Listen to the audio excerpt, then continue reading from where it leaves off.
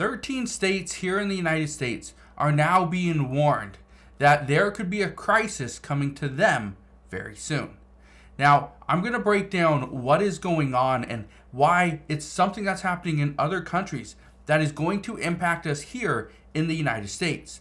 And just a full warning, the majority of these states are on the East Coast. There's actually only a few on the West Coast. So I want to break down what's happening, why so many people are concerned with what is about to take place in their state, and what this means for you if you live there. I'll also give you the list of all these states and what you should be looking forward to in the near future. So make sure you stick around for this entire video. All I ask is one thing. It takes 2 seconds. Go ahead and hit that like button if you enjoy these daily updates. And now let's begin.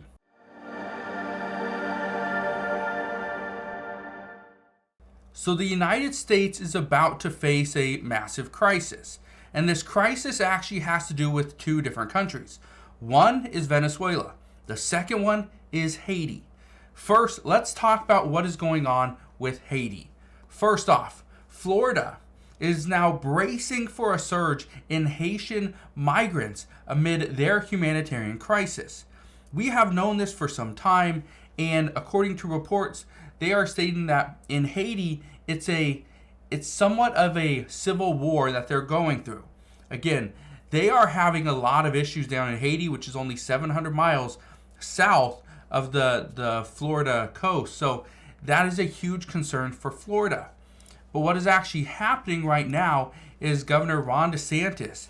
He is actually sending soldiers and aircraft to protect Florida from illegal immigrant boats amid this Haiti unrest. And what we know is they say right here, Haiti is engulfed in what some experts have called a low-scale civil war. Now, here's the interesting part. President Biden is actually considering a way to prevent this. This is what he's looking into. It says the Biden administration is discussing using Guantanamo Bay to process possible influx of Haitian migrants. That was what we learned just yesterday. Now, President Biden is looking at this, and he does see this as a potential threat. But he does not want to just take all people, move them to Guantanamo Bay, and then process them there. Because again, that's not what Guantanamo Bay is even meant for. But we'll see what happens.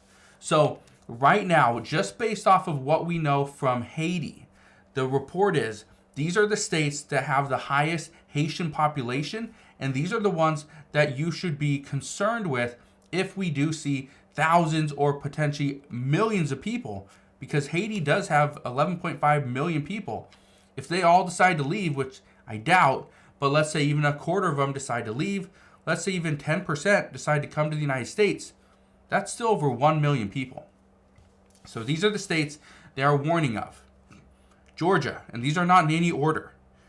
Georgia, New York, Florida, Texas, Massachusetts, Pennsylvania, Illinois, Virginia, New Jersey, Connecticut, and Maryland. Now, I do want to point out one thing. Anytime we see an issue with New York, Vermont, which is just north of New York, also sees the influx of people. So, for Haitians, they could potentially be going to Vermont as well. So that is another state that is being warned. Now, here's where things get somewhat scary. Haitian people are coming in because they need to get out of Haiti. Well, there's another country, and that is Venezuela. Venezuela, we are seeing a mass influx of people from there as well. Just in 2023 alone, we saw 335,000 encounters at the U.S. southern border and only 834 deportations. So if we are not deporting as many people as, or the percentage that we need to, that means they're staying here. Well, reports indicate that Venezuelans could be potentially gone after. They could be pulled into gangs because, according to reports, the bloodthirsty Venezuelan gang Tren de Aragua sets up shop in the United States as border authorities sound the alarm. We are seeing that Tren de Aragua is setting up shop in many large cities. Miami, New York, Chicago, these are just to name a few.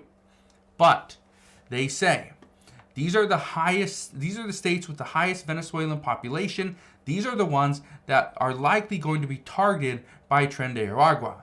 That is Florida, Georgia, Texas, Utah, Illinois, New Jersey, Pennsylvania, New York, North Carolina, and California. I do want to point out a couple things. There are certain states, for example, Florida. That is going to be a massive stop for Tren de Aragua. So Florida, Texas, New York, and California. Those 4 states. The reason why Texas is included in there is because how easy it was to get people into Texas before. Now it's a little bit more difficult, but they still set up shop in Texas many years ago, and they are still staying there. But Texas and California, those are the 2 big ones on the West Coast. All right, Utah, I'm not sure exactly what really the reason why Utah is on this list, but it is. Now, I want to show you a few other things. Okay, it says Americans are warned to brace for the second wave of Venezuelan gangsters coming over the border as countries' prisons at least 100 inmates are released. They say these are killers. Now, they released over 100 inmates from a prison just recently. That happened, I think, just the other day. And so that right there is a massive concern. Now, I wouldn't call 100 people a second wave, but here's the reason why they're bringing this up. Is if they release 100 inmates, these inmates then go and get their crew, their gangs together. Okay, they go and get their families. Then those people decide to trek over the U.S. southern border and make their way into the United States. That, now, again, are all 100 inmates going to do this? I don't know. And I don't think anybody can tell you with absolute certainty. But is this a strong possibility? Yes, because of the unrest that's happening over in Venezuela as well. And they're saying that the United States is the best possibility. So we'll see. Now, here's what's going on for the National Guard. The National Guard is now being urged to check migrants arriving in New York City for Tren de Aragua tattoos as gangs' numbers grow stateside.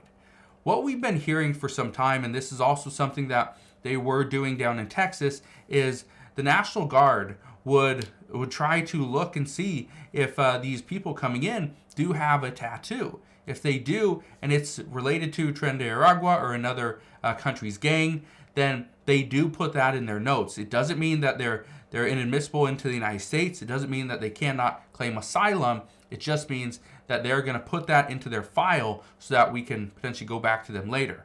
However, we are still letting people in that could potentially be terrorists or gang members. And again, that's bringing more violence here into the United States. So that's where we're at this time. 13 states are now being warned of potential unrest making their way in this crisis entering into their state very soon. So that's all I got for you guys today. As soon as I know more, I promise I'll come back on and share all the latest news and updates. But as of today, that is what we know. So again, thank you guys for watching. Consider subscribing, and I'll see you guys on the next one.